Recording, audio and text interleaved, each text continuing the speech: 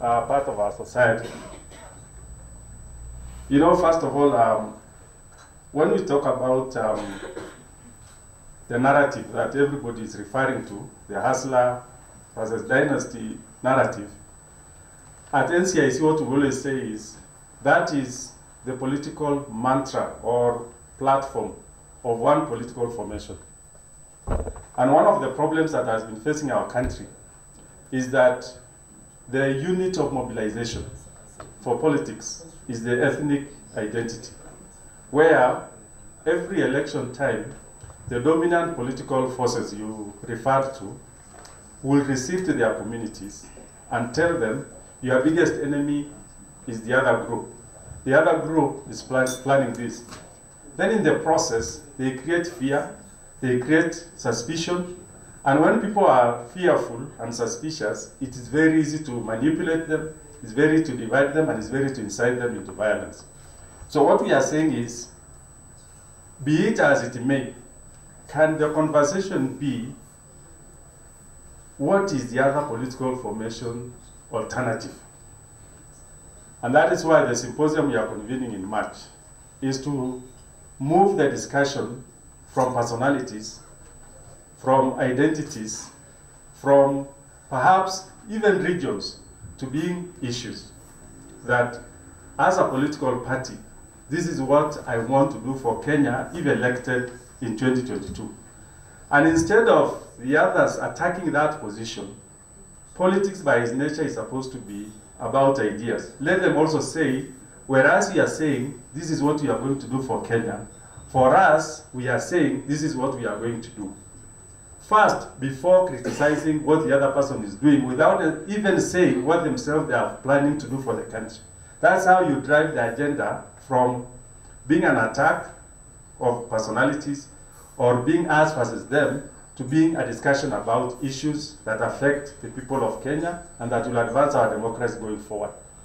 So that is one area we also request the Editors Guild to work with us. When you invite these people for interviews to your TV station or radio station, be firm with them and push them to the point where they will tell you what they are doing for the country as opposed to attacking one another.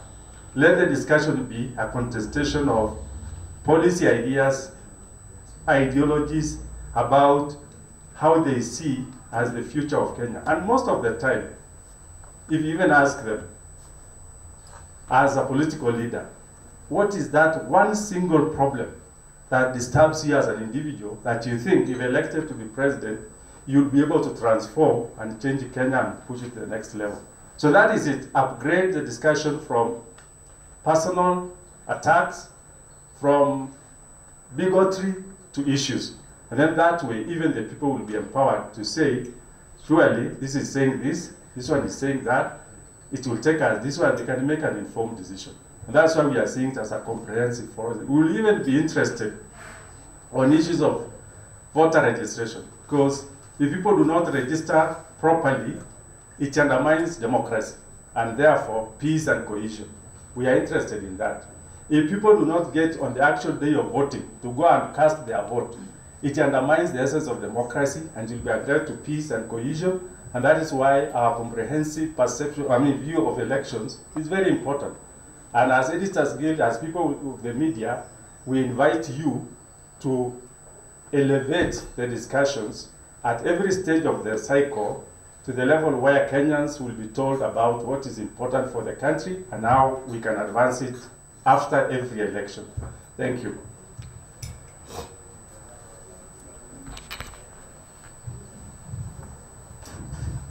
Thank you so much. Ladies and gentlemen, we are trying to respond to some of the questions which were earlier given, both by the Vice President and my fellow MC. And I'm sure Commissioner Sam has responded to a number of questions which were asked. It's now time for Commissioner Makori to respond to the few other remaining questions, and if possible also pose more questions to the editors and journalists in the House. Karibu, Commissioner Makori. Thank you, Killian.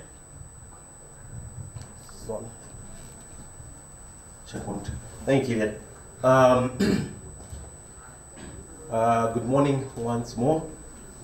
My name is Adan Makori. as you've heard. I'm a commissioner at NCAC. I do happen to chair the Finance HR Committee, and I will answer the question of do we have capacity. And I'm going to answer it in a comprehensive manner in context, okay? That's a question we ask all the time. I think I was with Jeff the other day in his morning show, and he brought up the issue of the narrative we hear so many